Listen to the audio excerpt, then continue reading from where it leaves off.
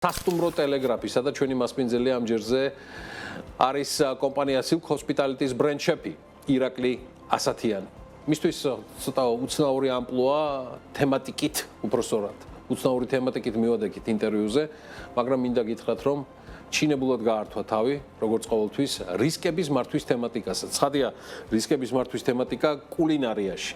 სწორედ ეს სფერო და ინდუსტრია გახდა კომპანია ვაიზერის სამეთვალყურეო საბჭოს თავმჯდომარის. სოფო ლებანიძის ინტერესის საგანი სხვა თამდევ უამრავ კითხვასთან ერთად, რაზეც არ დაგუზარდა და გასცა პასუხი ჩვენმა კარგმა მასპინძელმა.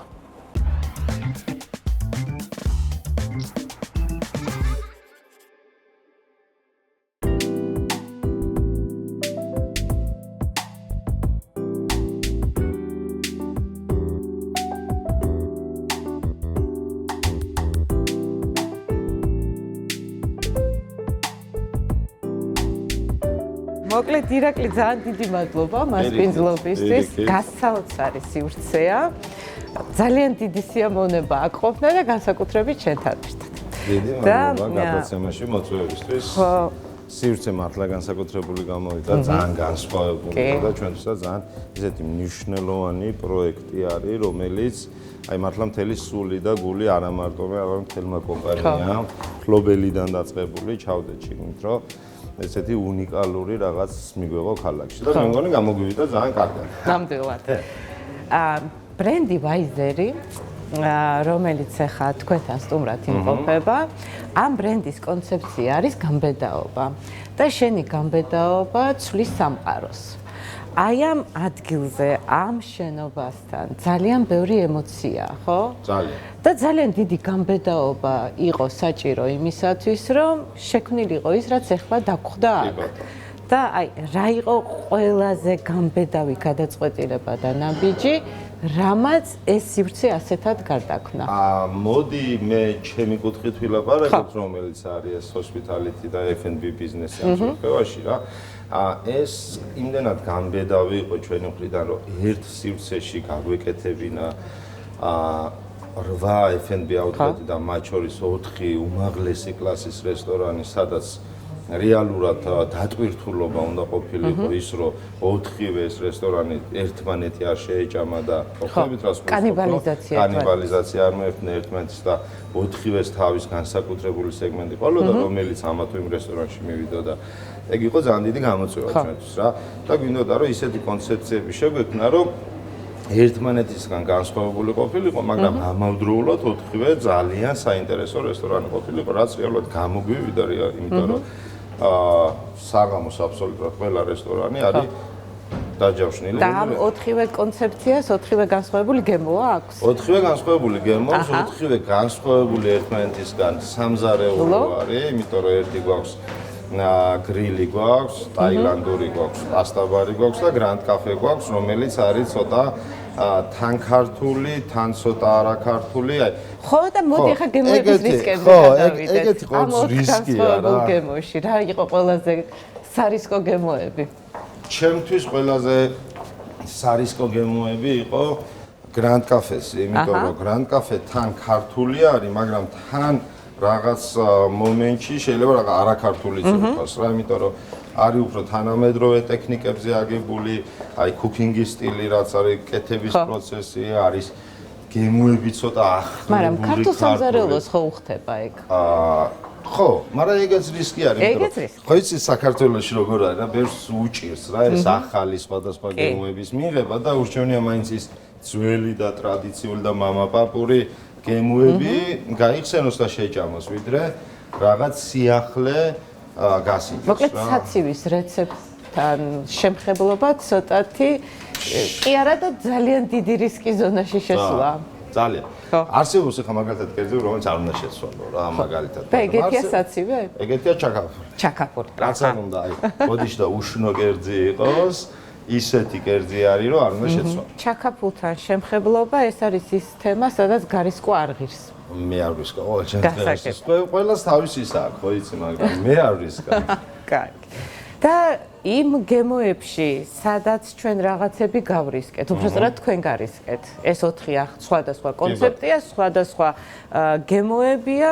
ბევრგან რისკზე წავედით და არის რაღაცა ისეთი, რომელმა რისკმაც არ გაამართლა და თუ არის ისეთი რამე, რაც აი იფიქრე, რომ გარისკვათაც არ ღირს. არ გაამართლას ვერ ვიტყოდი რა, არსებობდა რაღაც გემოები, რომლისთვისაც მაგალითად ცოტა თავიდან მომხმარებელს შეგუება უჭირდა რა, მოდი ესე ვთქვათ რა, იმიტომ რომ იყო რაღაც ისეთი კომენტარები, დადებითიც უარყოფითი, რომელზეც ჩვენ წილად ვიმუშავეთ, მაგრამ საბოლოო ჯამში მივიღეთ ის 4 პროდუქტი, რომელიც დღეს ქალაქში ერთ-ერთი საუკეთესო რესტორნები არის და საბოლოოდ წარმატებული რესტორნები არის, ამიტომ ვიტყოდი, რომ იმ რისკმაც გაამართლა და ყოველთვის თუ ვცდილობ ყველაფერი ამართლებს. მოკლედ რისკი ამართლებს. რისკი ამართლებს. და რისკის სწორად დანახვა არის აუცილებელი. ეგ არის ხო, ნუ ეგ თავად ანალიზი გჭირდება, სად უნდა გარისკო, როგორ უნდა გარისკო და მერე უკვე მის შესაბამისად უნდა გარისკო რა.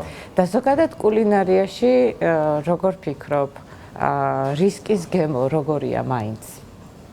მოდი ესე ვიტყოდი, რომ კულინარიაში ყველა ინოვაცია არის რისკი. იმიტომ რომ შენ არ იცი როგორ მიიღებს შენი სტუმარი, ამ შენ შეიძლება მოგეწონოს რაღაც შექმნა, ახალი ინოვაცია გააკეთო რაღაც იმას, მაგრამ არ იცი რამდენად მიიღებენ ამ კერძს, რამდენად სხვისთვის იქნება მოსაწონი, ხო? ყველას რეცეპტორი ძალიან ინდივიდუალურია, ძალიან განსხვავებული არის რა და ამიტომ ყოველთვის ეგრე ვიტყოდი, რომ ყოველთვის რისკავ, მაგრამ სულ სხვა შეგრძნებაა, როცა ეს რისკი ამართლებს.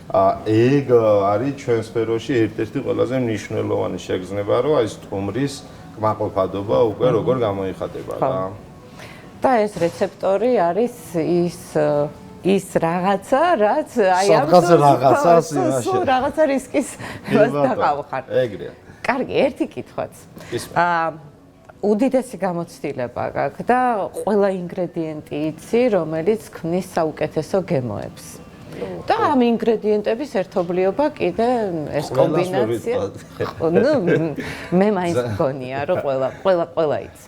და რომელი ინგრედიენტი შენი აზრით არის ის, რომელიც ყველაზე დიდი რისკის მატარებელი, რომლის გამოყენებაც ყოველთვის რაღაცა საფრთხეს გაფიქრებინებს?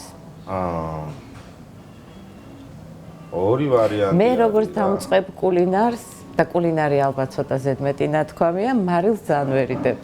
ხო, აი ერთი მარილი არის უფრო აი ესე მასა იმისთვის ყველაზე ელემენტარული რომელიც არის, იმიტომ რომ თუ დააკლებ, მარილი არის ერთ-ერთი არომატიზატორი რა და თუ დააკლებ ის არომატები შიგნით ხდება, არ იხსნება, არ ჩნდება ენის რეცეპტორებზე, მოდი ესე რომ თქვა და თუ გადააზედმეტებ, კიდე ისეთი მლაში გამოდის, რომ აბსოლუტურად ყველა გემოს კლავს, ვინც ირგვლივ არის რა.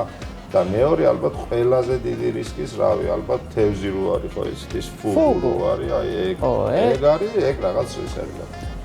აი მაგას მეც ვერ გაურისკა.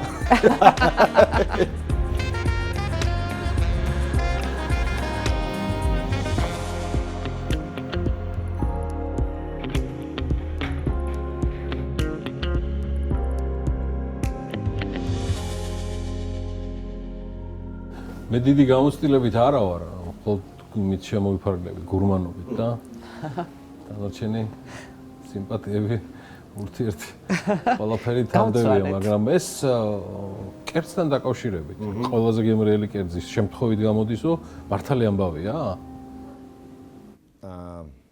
როგორ ვიტყოდი, იცი? ალბათ რაღაც მომენტში მართალი არის, მაგრამ ჩემი გადმოსახედიდან ესე რომ ვთქვათ, ყველაზე გემრიელი კერძი ასოცირდება წარსულთან. აი ყოველთვის დაკვირვებული ვართ, რომ აი მაგალითად ელემენტარული კერძი რო გააკეთო, პირობითად ვთქვათ, რომ აი აჯაფსანდალი, ხო? ყველა სახში სხვანაირად კეთდებოდა რა. და ვინც გასინჯავს, აი 10-დან 9 გეტყვის, რომ აი ბებია ჩემი როაკეთე და აი იმისი აჯაფსანდალი. ამიტომ რაღაც მომენტში ბაჟე ნებისმიერი კერძი ეგრე არის რა, იმიტომ რომ შენ როცა ახალს ქმნი, უფრო მარტივია შენთვის, იმიტომ რომ იმას ეს გემოები არ იცის და ეს კერძი არის, მაგრამ როცა აი ძველ რამე ისეთ კერძს აკეთებ, რომელიც ყველასთვის ესეც ცნობადობა მაღალი აქვს ამ კერძს, რომ ყოველთვის ყველა იძახის, რომ აი მახსოვრობაში რა გემოცა აქვს ჩარჩენილი. აი ის გემო უნდა რომ ნებისმიერ კეთში მიიღოს, რაც რეალურად ძალიან რთული არის, იმიტომ ფიზიკურად ვერ მოერგები. ხო, ყველას ბებიის რეცეპტს ვერ მოერგები რა და აი მან და შეიძლება რეცეპტიდან გამომდინარეც ვერ გაამართლოს. ვერ მიიღოს. სხვათა შორის რეცეპტი შეიძლება გქონდეს ბებიის, მაგრამ მაინც ისეთი არ გამოვიდეს. ვთქვათ რომ აი მახსოვრობა ეს მემორი რაც არის გემოებში და იმაში ეგ არის მთავარი ინგრედიენტი რაღაც მომენტში სადღაც ყველასთვის თუ გინდა რომ მისაღები იყოს შენი კერძი. ისე ამ რეცეპტორების მემორი იცვლება თუ ძალიან ისეთ მყარად დაფიქსირებულია, ვერაფერი რო ვერ შეცვლის. იმიტომ რომ რეცეპტორები გინვითარდება რაღაც პერიოდში განსაკუთრებულად, ხო? და მე უკვე შენ თვითონ ცდილობ და ავარჯიშებ შენს ენას, რომ უფრო განავითარო და იმას ხო ხდები, უფრო მრავალფეროვანი გახადო, მაგრამ ის რაც არის, არ იკარგება. ის ყოველთვის რჩება. ქონია პრაქტიკაში, აი თუ არ ისაუბრეთ ცხადი ამ თემაზე, აი ესეთი შეცდომა, რომელმაც მე საბოლოო ჯამში რისკის მიუხედავად წარმატება მოგიტანა და ჩაქრჩა ეს ამბავი, რომ ესე იყო დანამდვილებით, ამ პირიქით, როცა, რა ვიცი, ზედმეტმა თავდაჯერებულობამ ვერ გაამართლა. არა, ზედმეტმა თავდაჯერებულებამ რომ ვერ გაამართლა, ეგ ქონია. ეგ ხშირად აგვაქვს რა ჩვენთან, იმიტომ რომ შენ როცა გონია, შენთვის აი ვახსენებდი კიდეც, რომ ჩვენ როცა ვსინჯავთ, შეიძლება ჩვენთვის ძალიან კაი იყოს და საინტერესო იყოს, მაგრამ მიუღებლობა იყოს სტუმრის ამ კერძის მიმართ რა. იმიტომ რომ მისთვის არ არის ნაცნობი გემოები, მისთვის არ არის რაღაც იმასთან დაკავშირებული, რაც მე უკვე გინდა არ გინდა ამ კერძს იღებ და ცვლი. ეგეთი შემთხვევები გვაქვს, რა თქმა უნდა, ხა ჯერ ტეისტინგზე რო გაგვაქვს რაღაცეები და შენ რო გონია ვაუ რა მაგარია, 10 კაცი სინჯავს და კაი რა არ სხვენია გეუბნება, მაგრამ ის რომ შემშლია და რაღაცა გამომსვლია, ეგ არ მქონია. არა. თვითდაჯერებულობა და გამბედაობა რაღაცა საერთო აქვს კულინარიაში? რაღაცა ერთო იმიტომ რომ გამბედავი რომ არ იყო ახალს ვერაფერ შექმნი. გამბედაობა ბევრად უფრო მნიშვნელოვანია, იმიტომ რომ აი ჩემ ბავშვებსაც ეხლა ვინც ჩვენთან მუშაობენ, ყოველთვის მაგას ვიძახი, რომ აი უფრო მეტი გაბედე, უფრო მეტი გააკეთე, იმიტომ რომ ერთხელ არ გამოგივა, ორჯერ არ გამოგივა, სამჯერ არ გამოგივა, მაგრამ მეათედ აუცილებლად გამოგივა რაღაც, რაც უკვე ყველასთვის საინტერესო იქნება, იმიტომ რომ მეც ეგრე გავიზარდი რა, გავაკეთებდით, ნუ ისეთი რა იყო, არ გინდა გავაკეთებდით და მუშაობ რა, ანუ ხვეწავ იგივე კერძზე, ამუშავებ, უფრო მეტი დახვეწილო, უფრო მეტი გემოები, უფრო მეტი მრავალფეროვნება, ტექსტურა 1000 რაღაც არსებობს, ხო, ჩვენს სფეროში და ამიტომ რაღაც თუ ერთი ორი გააკეთე და გაჩერდი და ყურები ჩამოყარე, ვერასდროს ვერ მიაღწევ რა წარმატებას და სადღაც მე-10-ზე, შეიძლება მე-12-ზე თუნდაც რა, აუცილებლად გამოგივა სადღაც გათვლილდება, როგორც იტყვიან, ეგრე მოხდება. ძირის სიმწარი და ნავალთ მერე. რისკების მართვაზე ისაუბრეთ უკვე? ნაწილობრივ. იმართება რისკები რა? კულინარიაში? კულინარიაში სწორი დაგეგმარებით რაღაც მომენტში შეიძლება გაამართლო რა. იმიტომ რომ ჩემთვის ალბათ კერძზე არა ნაკლებად, მაგრამ ყველაზე დიდი რისკი რაც კი მე ჩემი მთელი ამ პროფესიის განმავლობაში მქონია ის იყო TBC-ის 20 წელზე მეტი გავიდა უკვე? 20 წელი არის ზუსტად რა. TBC-ის 10,000 კაციანი ღონისძიება რა. წინანდალში. ეგ იყო აი როგორი რისკი თუნდაც და პასუხისგებლობა გაქვს აღებული რომ ამდენ ადამიანს. თან 4 საათი ქონდათ რომ მეტი არა. რეალურად ჩემთვისაც ძალიან ახალია. ოღონდ რისკი ბევრი რაღაცისგან შედგებოდა, დრო, რაოდენობა, კერძები, გემოები, ანუ ბევრი და კერძებსაც თავი რაღაც რომ ხო ხდები ჩვენს ქვეყანაში არ არის რა ეს სოფლის მეურნეობა ისე განვითარებული რომ აი ხორცის მომწოდებელზე იყო 100,000% დარწმუნებული და ისა რომ იტყვის რომ აი მაგალითად ეხა ტარტარს რა ეს ულმი ხორცის რაც კეთება მე არ ვაკეთებ იმიტომ რომ არ ვიცი რაღაცეები კი ახლა შეიძლება იყოს საბუთი მაქვს მაგრამ არ ვიცი ამიტომ ერთი ელემენტარული შეცდომა რომელიც თან წარმოიდგინეთ 2 ტონა და 200 კილო მწვადი შევწვით მაგ დღეს 1 ტონა გუდისყველი იყო. რა ციფრებია? ანუ ხო, ეგეთ ციფრებზე და მასშტაბებზე არ და ხო შეიძლება იქ რაღაც ისეთი გაერიოს, რომელიც რაღაც მომენტში გააფუჭებს ყველაფერს. ყველაფერს გააფუჭებს, ან მოწამლავს ვიღაცას. თან 3 კაცს ხო არ წამლავ 10,000-დან შეიძლება 2,000 მოწამლო ხო ხდები? ანუ ძალიან დიდი რისკი იყო რა. ანუ ეგეთი მე მაგას ვიძახი რომ ამ ხელა რისკი მე ჩვენ კარიერაში არ მქონია რა, იმიტომ რომ ნუ ჯერ ერთი რომ უნდა დაორგანიზირო ყველაფერი, მე ეს, მაგრამ აი ალბათ მაგ დაორგანიზირებამ და დისციპლინამ გაგვიყვანა ეგრე იდეალურად მივიღეთ ისეთი იდეალურად ჩატარებული ღონისძიება, რომ TBC-ის თანამშრომლები TBC-ის იმაში ფილიალში ნებისმიერში რო შედივარ დღესაც ვცნობენ. რისკის და დისციპლინის ამბავი მომეწონა, რომ რისკის მართა შეიძლება დისციპლინით? რაღაც მომენტში ჩვენს სფეროში ალბათ ოდნავ კი. ნუ ყოველ შემთხვევაში პრევენციას რაღაც პროცენტი შეიძლება გააკეთოს. მაგალითად უსაფრთხოების დისციპლინა. კი ბატონო, ხო, სისუფთავე არის უსაფრთხოების დისციპლინა არის, თანამშრომლების მუშაობის განრიგისთვის რო ზუსტად ისე უნდა გააკეთოს, ზუსტად ესე უნდა გააკეთოს, ზუსტად ესე უნდა გააკეთოს და ამიტომ რეალურად გამოგვივიდა რა, მოდი მაშინ კარგად გამოგვივიდათ. ანუ კიდე ღირს ეგეთ რისკზე წასვა და უფრო დიდზეც. ხო, უფრო დიდზეც გავრისკავთ. იცი თავიდან პატა მე რო ურისკავ კიდე რო ადიხარ ზეო. 20 წელი ტყუილა არ მიხსენებია. ძალიან ბევრისთვის, შენი კოლეგებისთვის. ეს სფერო ასოცირდება ვიღაცისთვის ხელოვნებასთან, ვიღაცისთვის ბიზნესთან, ვიღაცისთვის ჰობისთან, რომელიც კიდევ სხვა რაღაცას დააქცია. ვიღაცისთვის საქმეა ირაკლი, უბრალოდ რა. აი ამ კონკრეტულ შემთხვევაში შენთვის რა არის ეს? აი ამ ბოლო 20 წელიწადმა რა მოიტანა? მოდი ესე ვიტყვი რა, ჰობი თუ არის ეს საქმე, მაშინ პროფესიულად არ უნდა მივდგე. იმიტომ რომ ძალიან დიდი შრომა ჭირდება, ძალიან დიდი ენერგიის ჩადება ჭირდება და ძალიან ბევრი რაღაცა მიაქვს შენგან ამ სფეროს რა. რა თქმა უნდა, ერთი ის რომ შენი, მე თუ მითხრა შენი საყვარელი საქმეა, რომლისგანაც უდიდესი ამოვნებას იღებ, მაგრამ ძალიან ლოგიკურია და 2x2 4 არის ის, რომ საბოლოო ჯამში მაინც ბიზნესია.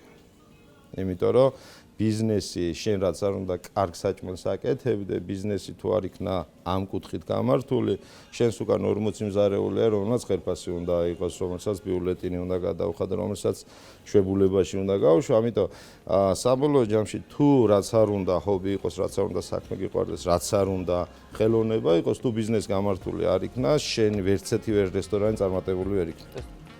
ხო არ მართალ ბატონო გიერი. რა მე მიმოწმებს. რას გიმოწმებ? არა. თავის წელიწადზე რომელსაც აი ესეთი გაფართოებული თვალებით ვადევნებდა ადამიანი რომელმაც შექმნა საკუთარი თავი. კი, სოფლი. ესა ირაკლი ასათია. დამეჯერება მე. მე გიჯერებ. მარტო ქუთაისლებს დაეჯერება. ყველას ვიჯერებ. ამ ბოლოს დაფრითავ. ბოლოს კი, გაგვაცებ. ბოლოს გაგვაცებ.